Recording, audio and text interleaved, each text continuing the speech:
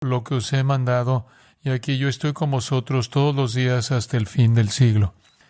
Esa es la gran comisión, evangelizar a las naciones, llevándoles el evangelio para que crean, confíen en Cristo, sean bautizados, inicien por el camino del discipulado, que es definido como ser obediente a todo lo que el Señor ha mandado. Así que estamos concentrados en proclamar el evangelio mediante el cual la gente salvada se vuelve discípulo y vive y sirve en obediencia a Dios. Esa es nuestra misión.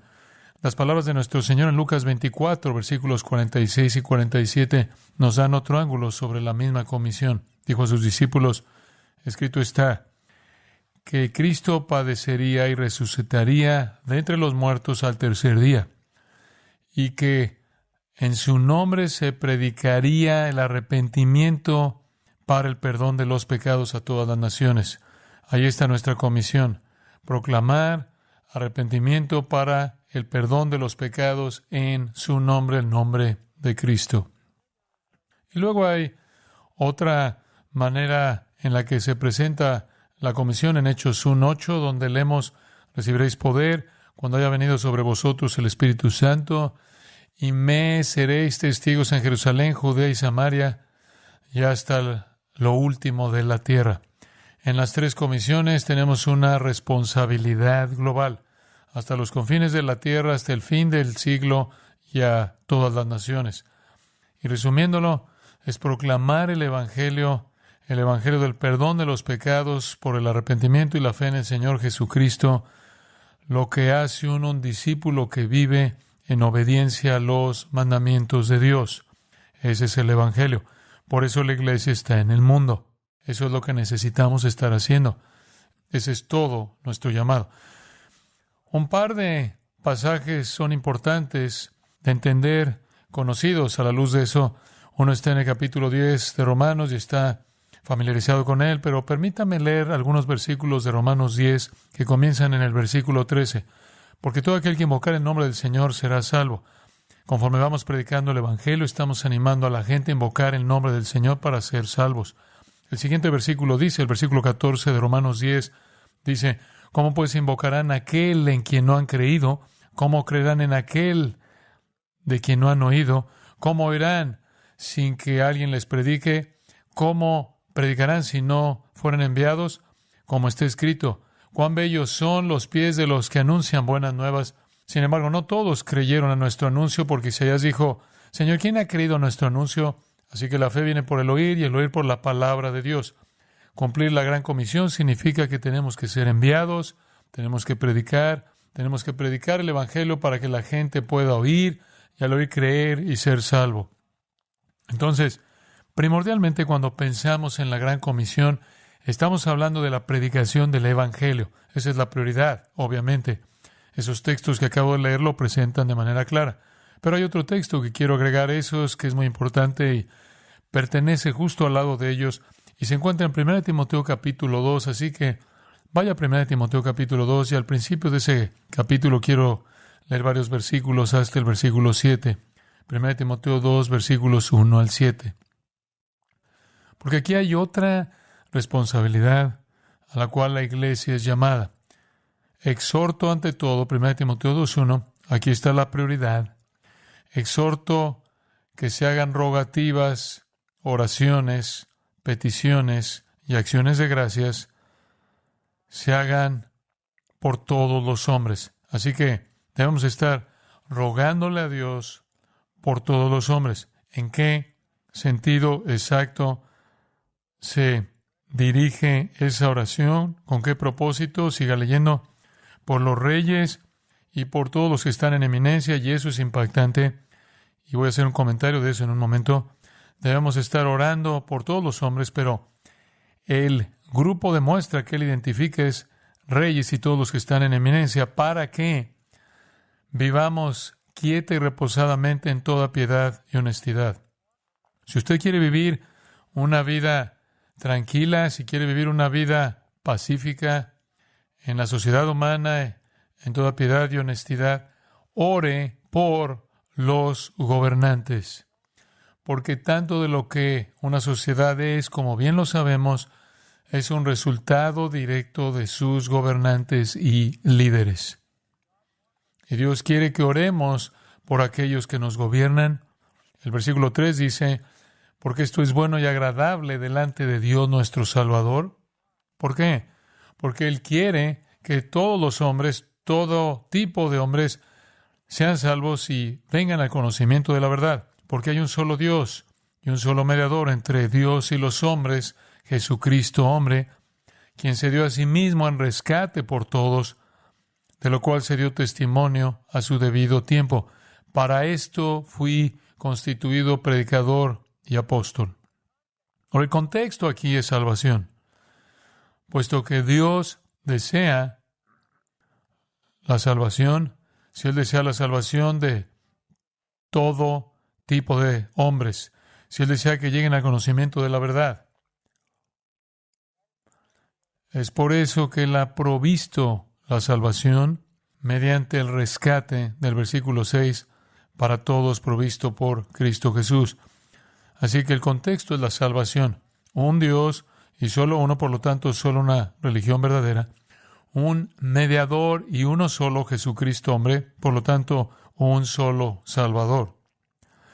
Un rescate por todos, el único rescate, y de esta manera un evangelio, un camino de salvación.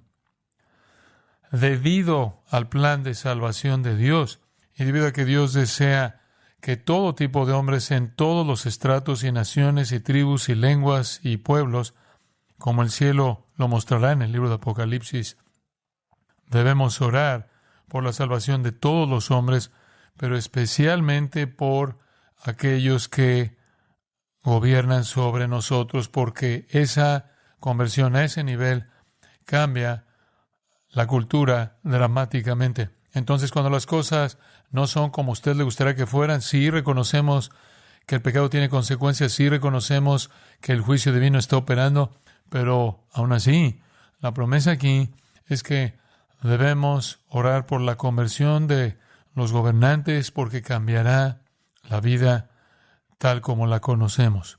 Ahora, lo que es fascinante de este mandato es que el rey en ese entonces era Nerón. Entonces, el apóstol Pablo está llamando a los cristianos a orar por la salvación de Nerón. ¿Por qué es eso tan extraño? Porque Nerón fue un gobernante tan miserable como sería posible o concebible que alguien fuera. Obviamente, él era un pagano romano de la clase más rancia. Él, por ejemplo, asesinó a su propia madre, quien también era su amante. A la edad de 15 años se casó con su hermanastra, después se divorció de ella, después la desterró y luego le cortó las muñecas y luego la asfixió y en un último acto de indignidad la decapitó. La hermanastra que una vez había sido esposa de él. Él se casó con otra esposa y la asesinó a patadas cuando ella estaba embarazada. Él mató a sus seres queridos más cercanos y se volvió a casar, nada más que la próxima vez que se casó con un hombre castrado, vestido con un vestido de novia, en una ceremonia de boda completa. Nerón es un nombre que es sinónimo de degeneración.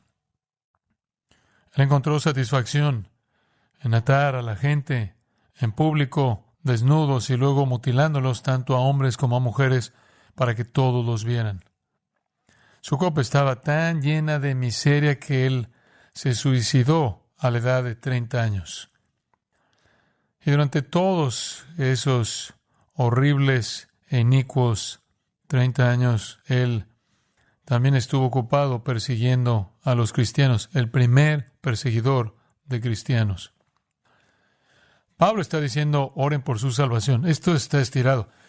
Si están sintiendo la furia de este desdichado, si todo en él te repugna, tienes que superar mucho para querer que él sea salvo y orar por eso. Eso es lo que Pablo está diciendo. Oren por Nerón, oren por su salvación, Oren por los magistrados y jueces y procónsules y gobernadores. No hay nada que podemos hacer para cambiar la forma en la que estas personas son. Políticamente no podemos hacer eso. Psicológicamente no podemos hacer eso. No tenemos ningún medio humano para alterar la maldad de los gobernantes. Pero eso es consistente con lo que el apóstol Pablo escribió en 2 Corintios 10:4, cuando él dijo, las armas de nuestra milicia, la guerra espiritual, no son carnales, no son humanas. No usamos armas humanas, manipulación humana, poder político, influencia, lo que sea. Las armas de nuestra milicia son poderosas en Dios, dice Pablo, derribando fortalezas. Las armas de nuestra milicia son poderosas en Dios para la destrucción de fortalezas. ¿Y cuáles son las armas de nuestra milicia? La verdad de Dios, la verdad del Evangelio. Entonces luchamos contra la maldad en los lugares celestiales con la verdad del Evangelio y también con la oración. Esa es otra arma de nuestra guerra. Usted recordará en el 7º capítulo de Hechos, Esteban estaba siendo apedreado y al final del capítulo 7, el versículo final, mientras su vida está siendo aplastada, él dice, Señor, no les tomes en cuenta este pecado. Y le pide al Señor que perdone a las personas que lo apedrearon hasta la muerte. Y uno de ellos era un hombre llamado Saulo. Capítulo 7, versículo 60, termina con él orando para que Dios perdone a la gente que lo estaba apedreando. Y una de las personas que lo estaba haciendo era un hombre llamado Saulo. Y ustedes lo conocen en el siguiente versículo. Esa es una conexión fascinante, porque dice un versículo más adelante, en el versículo 3, que Pablo guió la persecución contra la iglesia, exhalando amenazas y matanzas. Capítulo 8 lo muestra persiguiendo, y el capítulo 9 tiene su conversión.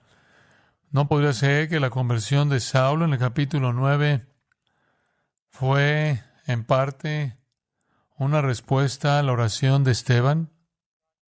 Dios usa medios. La oración eficaz del justo puede mucho.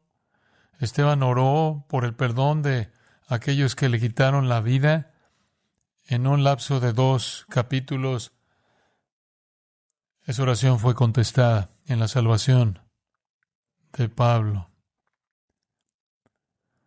Simplemente para que lo sepa, él no sería uno por el que usted querría orar más de lo que usted querría orar por Nerón. Pero Dios salvó a Pablo. Y después en el capítulo 16 de Hechos, usted recordará que Pablo y Silas estaban en la cárcel, estaban cantando himnos y orando.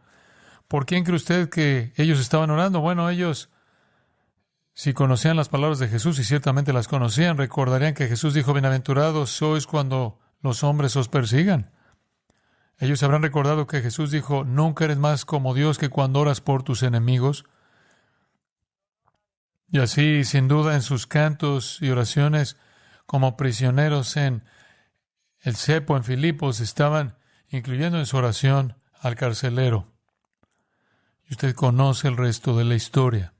El resto de la historia es que el carcelero vino a la fe en Cristo. Entonces usted tiene a Esteban orando por la gente que lo está matando, tiene a Pablo y a Silas orando por los hombres que los encerraron en el cepo, y sus oraciones parecen relacionarse directamente con la salvación del apóstol Pablo y el carcelero en Filipos. Así que necesitamos saber que este es el llamado de Dios para nosotros, aunque parezca difícil, aunque hay muchas cosas que no nos gusten de las personas que tienen poder sobre nosotros, como tenemos un acto de desobediencia en contra de nuestro llamado, si no oráramos por la salvación de nuestros gobernantes. Y eso se aplica no solo a los gobernadores, sino a todos los gobernantes, hasta la presidencia y en todo el mundo. Es un desafío confrontarlos. Regresemos a la responsabilidad de predicar. Usted recuerda la historia de Juan el Bautista, claro. Juan el Bautista, capítulo 3 de Lucas, confrontó a Herodes, el tetrarca. Juan estaba predicando el Evangelio, Lucas capítulo 3, versículo 18, al pueblo, Juan el Bautista, y cuando Herodes, el tetrarca, fue reprendido por él, debido a Herodías, la esposa de su hermano, y por todas las maldades que Herodes había hecho, Herodes también añadió esto a todas, encerró a Juan en la cárcel. Herodes era el rey en ese entonces. Él era un hombre miserable. Su conexión con Herodías, la esposa de su hermano, era incestuosa. Él se la había robado de otro. Y Juan lo confronta por su maldad que él había cometido. Y Juan fue encerrado en la cárcel. Si usted va a Mateo 14, lee el resto de la historia y por esto Juan perdió su cabeza. Su cabeza fue servida en un platón a Herodes. A Juan le costó la vida ser honesto con un gobernante, presentarle la verdad a un gobernante. A Jesús le costó la vida presentar la verdad a un gobernante. Él habló con Pilato, él habló con Caifás. Colectivamente todos se unieron, lo ejecutaron. Y después estaba Pablo. En el 9º capítulo del libro de los Hechos, donde tenemos el relato de su conversión, hay un comentario allí que está relacionado con su llamado. Es un comentario muy directo. Capítulo 9 y versículo 15. El Señor le dijo, Ananías, después de la conversión en el camino a Damasco, el Señor dice acerca de Pablo, Él es instrumento escogido para llevar mi nombre delante de los gentiles y de los reyes y de los hijos de Israel, porque yo le mostraré cuánto es necesario que sufra por causa de mi nombre. Él fue llamado a ir delante de reyes. Ahora, anótelo, el gobierno es el perseguidor máximo de la iglesia, siempre lo ha sido porque tiene el poder de la prisión y el poder de la muerte. Mataron a Juan el Bautista por enfrentarlos, mataron a Jesús por enfrentarlos. Y aquí está la promesa en la misma comisión de Pablo de llevar el Evangelio a reyes, y debido a eso él va a sufrir mucho. En cierto sentido, desde el punto de vista humano, es peligroso hacerlo porque tanto poder reside en un gobernante. La profecía acerca de Pablo, de que llevaría el mensaje a los reyes, tiene cierto cumplimiento interesante si usted toma tan solo 1 o 2 minutos conmigo. Vaya a Hechos 24. En Hechos 24 encontramos que Pablo, ahora un prisionero, a punto de ser enviado a Roma, donde sería él ejecutado bajo la autoridad de César. Pero para este momento, en el capítulo 24 de Hechos, él todavía está en la tierra de Israel, pero él es un prisionero. Y él es traído ante una serie de gobernadores. El primero, capítulo 24, versículo 22, es Félix. Y Félix tenía un conocimiento exacto del camino, lo cual es una referencia al evangelio cristiano. De alguna manera, Félix había escuchado la palabra del mensaje acerca de Jesús, su muerte, su resurrección. Entonces, en el versículo 24, algunos días después, Félix llegó con Drusila. Drusila era una esposa ilegítima, una esposa de fornicación y adulterio, que fue seducida por un hechicero y la apartó de su esposo para convertirse en la esposa de Félix. Félix llega con esta mujer, su esposa, que era judía, y mandó llamar a Pablo y lo escuchó hablar sobre la fe en Cristo Jesús. Si mandabas traer a Pablo, eso era lo que ibas a escuchar. Pablo vino y habló de la fe en Cristo Jesús a Félix. Su mensaje está delineado en el versículo 25. Hablaba de la justicia, el dominio propio y del juicio venidero. Hombre, ese es un golpe directo. Pablo está hablando de justicia, el estándar justo de Dios. Y luego le está hablando del dominio propio, o el tema del pecado, la incapacidad del pecador de cumplir con el estándar justo porque él no puede superar su pecaminosidad. Y después él habló sobre el resultado de eso, el juicio venidero.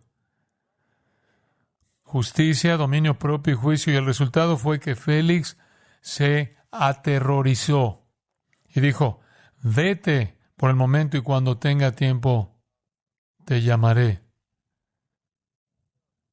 Estaba aterrado. Era un hombre de una vida tan baja que al mismo tiempo también, dice el versículo 26, estaba esperando que Pablo le diera dinero. Parte de la política, ¿no? Soborno. Un alma miserable. Pero Pablo lo confrontó con la justicia, el pecado y el juicio. Él fue sucedido en el versículo 27 por el siguiente gobernador, Porcio Festo, y Pablo va delante de él. Capítulo 25, baje al versículo 10. Pablo está hablando con Festo. Él dice: estoy de pie ante el tribunal de César, donde debo ser juzgado. No he hecho ningún mal a los judíos, como también sabéis muy bien. Si pues soy un malhechor y he cometido algo digno de muerte, no me niego a morir.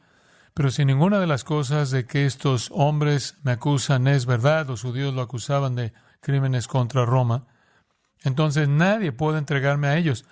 A César apelo, soy ciudadano romano. Entonces Festo, consultando con su consejo, respondió: a César has apelado, a César irás. Sin duda, en la conversación con Festo, Pablo tuvo otra oportunidad de delinear su historia e incluso su conversión. El siguiente gobernante al que se enfrenta en el capítulo 26 es un hombre llamado Agripa. Vaya al versículo 19. Pablo es traído ante este hombre, quien tiene poder de vida y muerte sobre él si decide ejercerlo.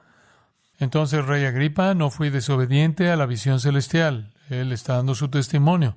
Agripa, él describió la experiencia del camino a Damasco en los versículos anteriores.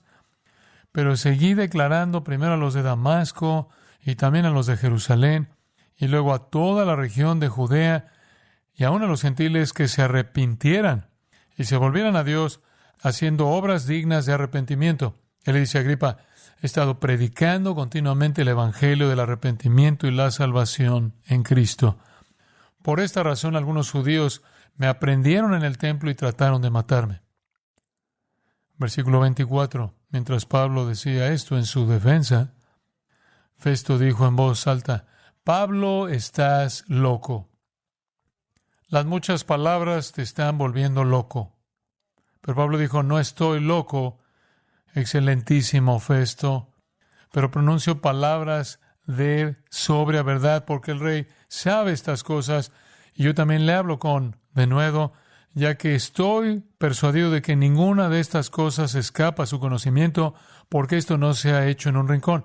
Has estado aquí por mucho tiempo, conoces la historia de Cristo y conoces la predicación del evangelio de su resurrección. Rey Agripa, versículo 27. ¿Crees a los profetas? Sé que crees. Agripa le respondió a Pablo: ¿por poco me persuades en volverme cristiano? Es más una pregunta que una afirmación de un hecho. ¿Estás bromeando? ¿Estás siendo ridículo? ¿Crees que puedes convencerme de convertirme en cristiano? Pablo dijo, versículo 29, quisiera a Dios que ya sea en un tiempo corto o largo, no solo tú, sino también todos los que me oyen hoy lleguen a ser como yo, excepto por estas cadenas. Ese era su corazón. Él deseaba la salvación de todos ellos. Y Agripa el segundo, es por cierto, el bisnieto de Herodes el Grande, el Herodes en el tiempo del nacimiento de Cristo. Su padre fue Agripa el primero, quien mató a Jacobo y encarceló a Pedro. Pero Agripa el segundo es un gobernante designado por los romanos, es el último de los reyes de Judea. Tiene una consorte, una mujer llamada Berenice, que no es su esposa, pero ella es su hermana y él es su amante. El incesto era muy común. Ella y él también son hermanos de Drusila, la esposa seducida de Félix.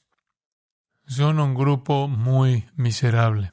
Por cierto, Berenice, su hermana y amante, Según la historia romana, tuvo muchos amantes, pero siempre regresaba a su hermano. Ahora no tenemos ningún registro de ningún arrepentimiento por parte de estos. Hubo desprecio lo que salió de Agripa. Así que usted podría hacer la pregunta, ¿hubo alguna vez un gobernante que al escuchar el Evangelio respondió positivamente? Y la respuesta está en el capítulo 13 de Hechos.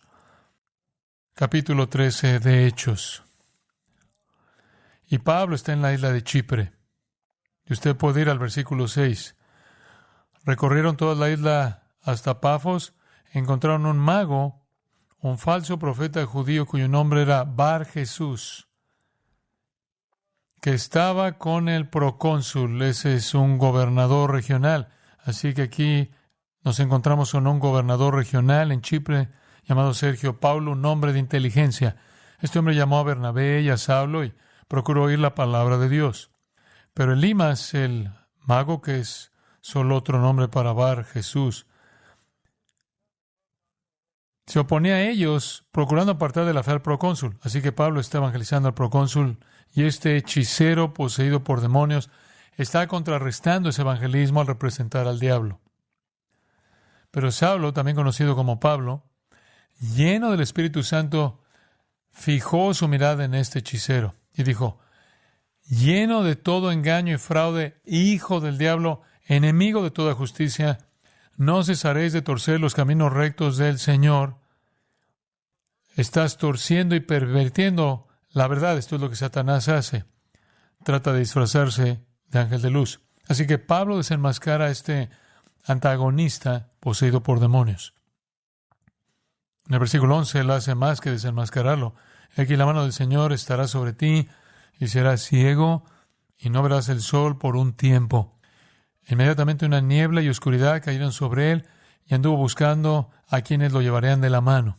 Entonces el procónsul Sergio Paulo creyó al ver lo que había sucedido y se maravilló de la enseñanza acerca del Señor.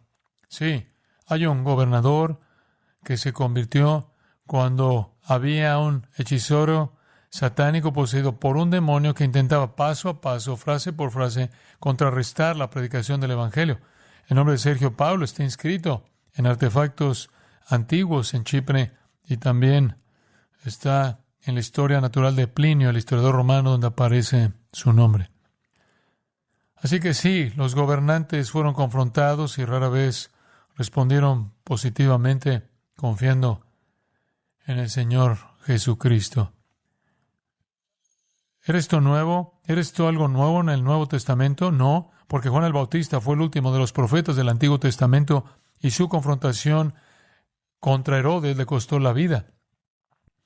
El Antiguo Testamento nos da muchas ilustraciones. Podría darle 40 ilustraciones de hombres piadosos del Antiguo Testamento confrontando gobernantes. Permítame recordarle de algunos. En Éxodo, Moisés confronta a Faraón de frente, deja ir a mi pueblo. En 1 de Samuel 13, Samuel confronta a Saúl, el rey, por su pecado. En 2 de Samuel 12, Natán confronta a David por el pecado de haber asesinado a Urías para que David pueda tener una relación adúltera con su esposa Betsabé. Y Natán le dice a David, tú eres aquel hombre. Allá el profeta confrontó a Jeroboam en 1 de Reyes y le dijo, has hecho mucho mal, mucho más mal que los que te precedieron.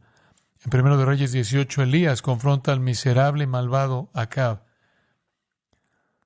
Más tarde, 1 de Reyes 21, vuelve a confrontar a Acab por básicamente asesinar a Nabot para que pudiera robar su viña. Él le dijo, tú te has venido a hacer lo malo ante los ojos de Yahweh.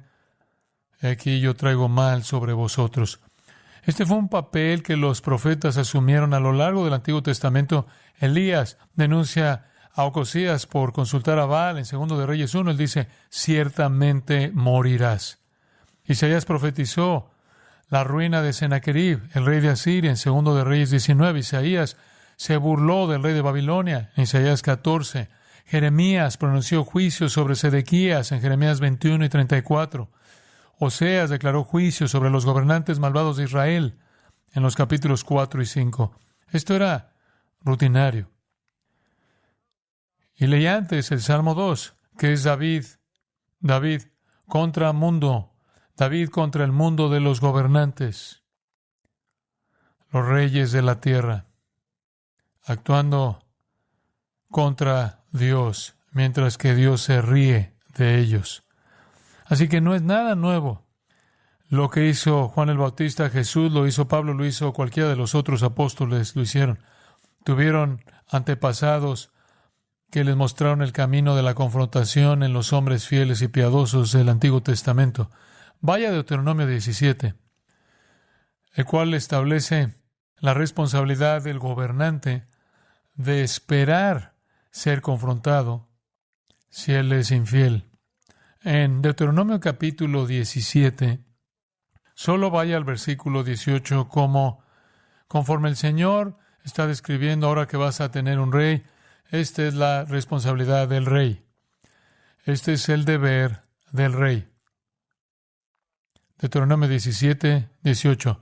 Y sucederá que cuando se siente en el trono de su reino, cuando él llegue a reinar, escribirá para sí mismo una copia de esta ley. Toda la ley de Dios debe escribirla, cada letra, cada palabra, él mismo. Y debe hacerlo en un rollo, y debe hacerlo en presencia del sacerdocio levítico, para que todos sepan que ha escrito cada letra. Y la razón de eso es que si él va a gobernar, como escucharon en ese hermoso himno, el que gobierna sobre los hombres debe ser justo, gobernando en el temor de Dios. Así que no puede haber ignorancia alguna. Él no puede afirmar que él no sabe algo. Y para asegurarse de que él básicamente ha afirmado su responsabilidad, él tiene que escribir cada letra de la ley de Dios en frente de todos los sacerdotes.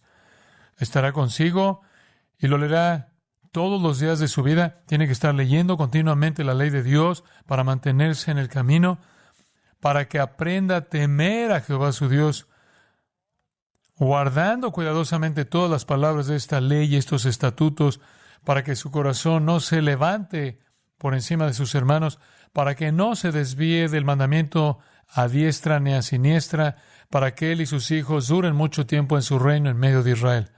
¿Quieres tener un reinado largo? Mantente fiel a la Escritura. Tienes que escribirla toda, tienes que leerla continuamente y debes obedecer sus estatutos. Bueno, ellos entraron a la tierra prometida y no fue así, ¿verdad? Rey tras rey tras rey, en ambos reinos, el reino del norte de Israel, el reino del sur de Judá, abandonaron la ley de Dios. Ellos abandonaron la ley de Dios y condujeron al pueblo a la idolatría y a toda clase de pecado y maldad, lo cual llevó a una confrontación inevitable entre aquellos que eran administradores de la revelación de Dios para confrontar a aquellos reyes desobedientes que habían violado su juramento. El juramento del rey era ser fiel a la palabra de Dios. De hecho, la palabra de Dios desapareció y no fue descubierta. Lo encontramos en 2 de Reyes capítulo 22, hasta que el rey Josías, muchos años después, encontró la ley y restauró la ley a su lugar. Y Josías devolvió la justicia. Así que este siempre ha sido el plan de Dios. Así que en el Antiguo Testamento, usted tiene a profetas confrontando a reyes infieles una y otra y otra y otra vez. Y como vimos, tenía el modelo del Nuevo Testamento de Juan el Bautista, Jesús, Pablo y los otros apóstoles haciendo lo mismo con las autoridades. Pero incluso en la historia de la Iglesia, aquí hay un poco de la historia de la Iglesia. Alrededor del año 150, el apologista cristiano Justino Mártir escribió una carta abierta al emperador romano Antonio Pío, y en esa carta defendió la veracidad del cristianismo y argumentó que el gobierno romano debería dejar de perseguir a los creyentes. 150, simplemente digamos 50 años después de la muerte del apóstol Juan. Alrededor del año 155, había en Esmirna un renombrado pastor que conocía a Juan, llamado Policarpo, quien fue juzgado ante un gobernador romano. Él fue acusado de ser un cristiano y se le instó a retractarse. Policarpo se negó a hacer eso, reiteró su lealtad a Cristo e instó al gobernador a arrepentirse o enfrentar el fuego eterno del juicio de Dios. En la generación posterior a Policarpo, un autor llamado Tertuliano también escribió una apología de la fe cristiana. Llamaron al gobierno romano a poner fin a la persecución injusta de la Iglesia. En el siglo IV, otro pastor famoso de Alejandría llamado Atanasio defendió audazmente la doctrina de la deidad de Cristo. Fue desterrado por los poderes romanos durante al menos 17 años, pero se negó a dejarse intimidar o a comprometer debido a la presión gubernamental. En el siglo V, la boca dorada, Juan Crisóstomo, el gran predicador de Constantinopla, confrontó a la emperatriz por su estilo de vida mundano y pecaminoso.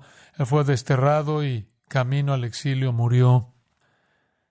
Si usted llega a los tiempos de la Reforma, usted tiene a personas como Pedro Waldo, John Wycliffe, John Huss, quienes denunciaron todos a las autoridades corruptas y estaban dispuestos a pagar con sus vidas.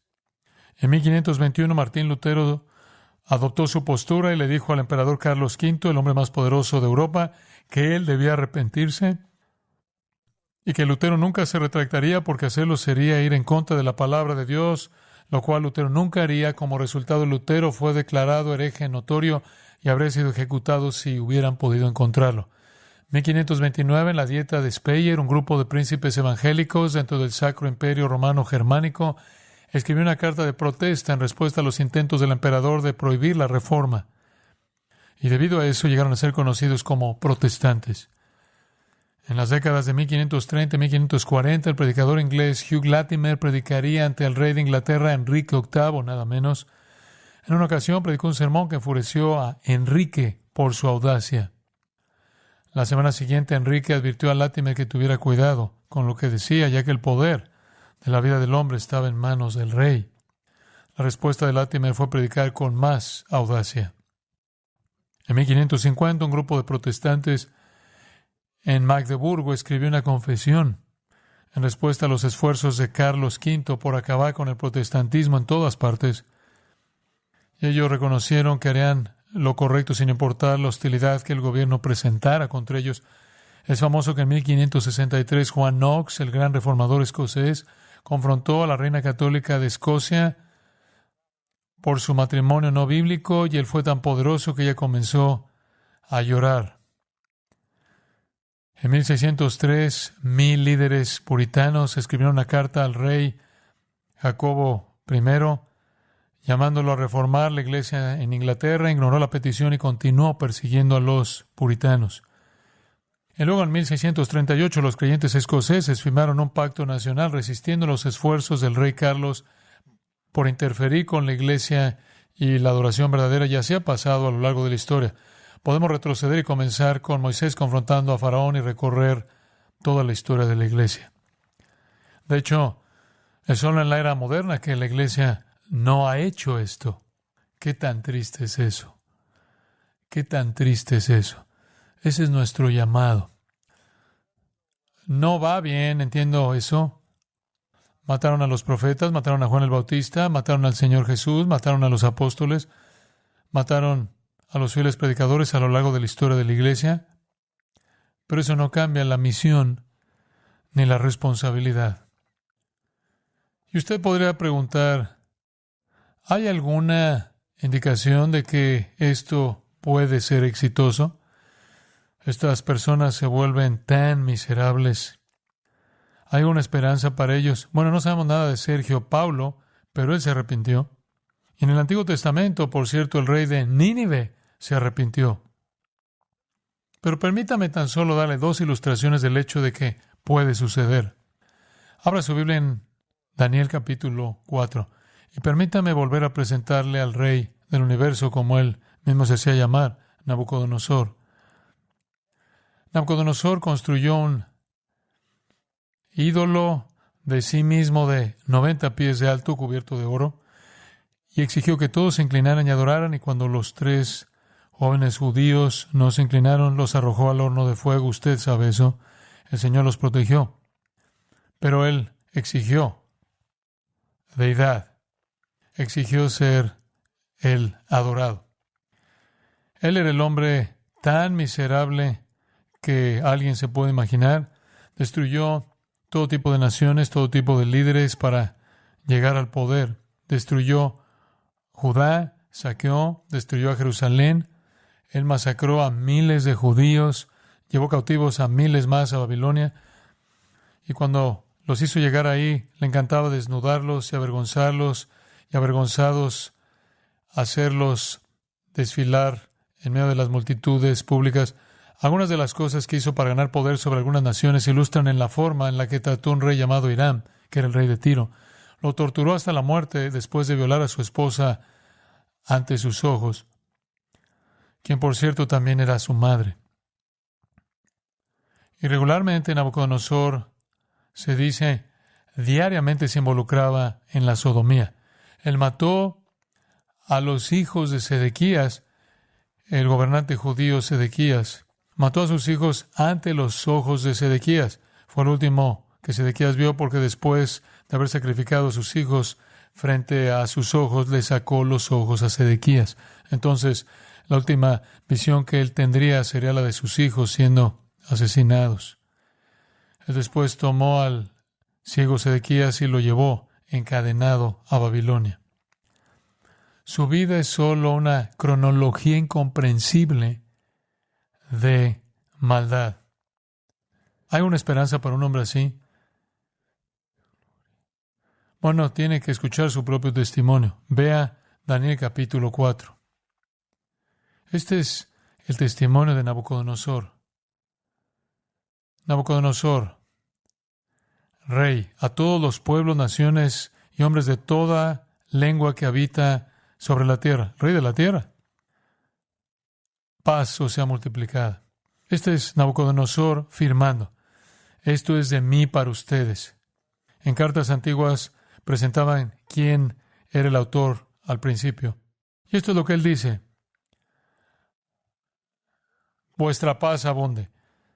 Me ha parecido bien declarar las señales y prodigios que el Dios Altísimo ha hecho por mí. Cuán grandes son sus señales y cuán poderosas sus maravillas. Su reino es un reino eterno y su dominio es de generación en generación. Hombre, Él era el rey de todo el universo. Algo dramático sucedió. Aquí está su testimonio en primera persona. Y usted lo puede ver en el versículo 4. Yo, Nabucodonosor, versículo 5, vi un sueño. Y recorre todo ese capítulo y él de este asombroso testimonio sobre un sueño y sobre cómo encontró a Daniel, quien interpretó el sueño. Y el sueño, como usted recordará, era una mala noticia para él, realmente mala noticia. Se le dijo, baja al versículo 24, aquí está el decreto del Altísimo. Versículo 25, que seas echado de entre los hombres y tu morada sea con las bestias del campo, y te sea dada hierba para comer como ganado, y te empaparás con el rocío del cielo, y 7 años pasarán sobre ti, hasta que reconozcas que el Altísimo gobierna sobre el reino de los hombres, y lo da a quien Él quiere. En el versículo 27, por tanto, rey, sea agradable mi consejo para ti, dice Daniel, deja ahora tus pecados haciendo justicia, y de tus maldades, al mostrar misericordia a los pobres, por si se prolongare el tiempo de tu prosperidad. Daniel está interpretando el sueño y dice, no se ve bien para ti. 7 años vas a tener lo que los psicólogos llaman boantropía, como licantropía. Y esto no va a ser un cambio de identidad escogido personalmente. Tú vas a pensar que eres una vaca durante 7 años. 12 meses después, versículo 29. No había sucedido y Nabucodonosor se sentía muy bien acerca de sí mismo. Estaba caminando sobre el techo del palacio real en Babilonia. El rey reflexionó y dijo, ¿no es esta la gran Babilonia que yo mismo he edificado para residencia real, con la fuerza de mi poder y para la gloria de mi majestad? Soberbia. Mientras la palabra estaba en la boca del rey, salió una voz del cielo que decía, rey Nabucodonosor, a ti se te dice, te ha sido quitado el dominio y serás echado entre los hombres y con las bestias del campo será tu morada. se te dará hierba para comer como ganado, y en 7 años no podrás entrar en la civilización, vivirás como un animal hasta que reconozcas que el Altísimo gobierna sobre el reino de los hombres y lo da a quien Él quiere. Inmediatamente se cumplió la palabra acerca de Nabucodonosor, y él fue expulsado de la humanidad y comenzó a comer hierba como ganado.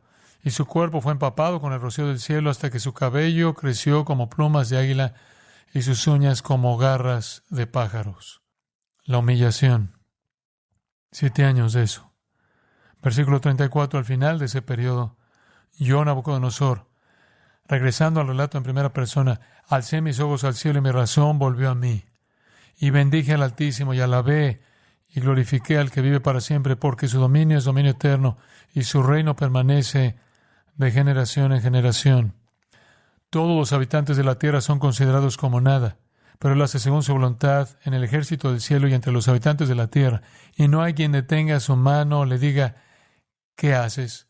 En ese momento mi razón me fue devuelta, y mi majestad y esplendor me fueron restaurados para la gloria de mi reino, y mis consejeros y mis nobles comenzaron a buscarme.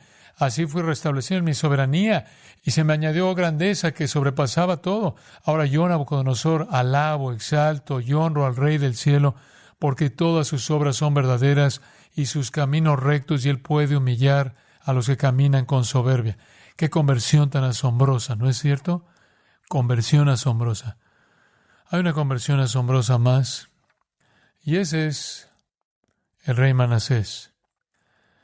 A mediados del siglo VII, Manasés nos cuenta la historia sobre él, el capítulo 21 de Segundo de Reyes, así que acompáñeme, solo nos tomaremos unos momentos para verlo, es una historia tan poderosa. Segundo de Reyes 21, versículo 1, Manasés tenía 12 años cuando comenzó a reinar. Por cierto, él correinó con su padre, Ezequías, durante los primeros 10 años más o menos, y terminó reinando 55 años en Jerusalén, y el nombre de su madre era Epsiba.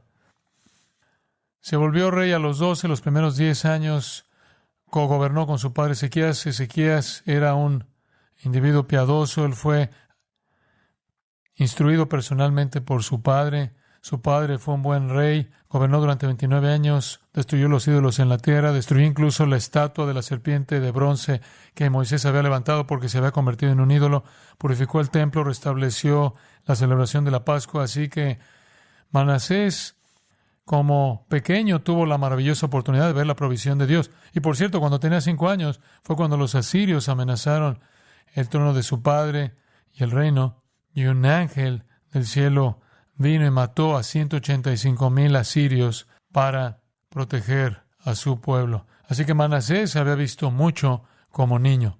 Pero ¿qué dice el versículo 2 sobre él? Él hizo lo malo ante los ojos de Jehová. Ahora eso es familiar. Si está leyendo acerca de los reyes de Judá, Israel, verá que hizo lo malo ante los ojos de Jehová como sus padres, o hizo lo bueno ante los ojos de Jehová como su padre.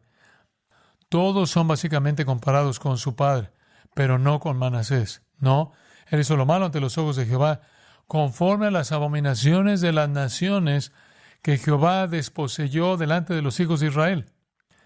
Usted ni siquiera podía usar a otro rey judío como una ilustración de su condición miserable porque él era pagano. Usted solo podía compararlo con las abominaciones de los cananeos. Y allí en el versículo 11 dice que sus abominaciones eran peores que todas las de los amorreos, y los amorreos tenían por lo menos 16 deidades, y toda miseria inimaginable. Ni siquiera podía compararse con ningún otro rey judío, el más malvado de todos los reyes en los 330 años de la historia de su pueblo. ¿Cómo llega usted a ser tan malo? Homosexualidad, bestialidad, sacrificio de niños, idolatría, politeísmo. Versículo 3. Él solo puede ser comparado con los incrédulos, miserables, porque él reconstruyó los lugares altos que Ezequías su padre había destruido, erigió altares a Baal, hizo una acera como había hecho Acab, rey de Israel, y adoró a todo el ejército de los cielos y le sirvió. Adoraba al sol, la luna, las estrellas, los planetas. Él era sincretista, él colocó altares por todo el templo, por todo el patio del templo, incluso en el lugar santísimo. Él llenó las calles de Jerusalén de estatuas. Él era lo peor de lo peor, el más impío.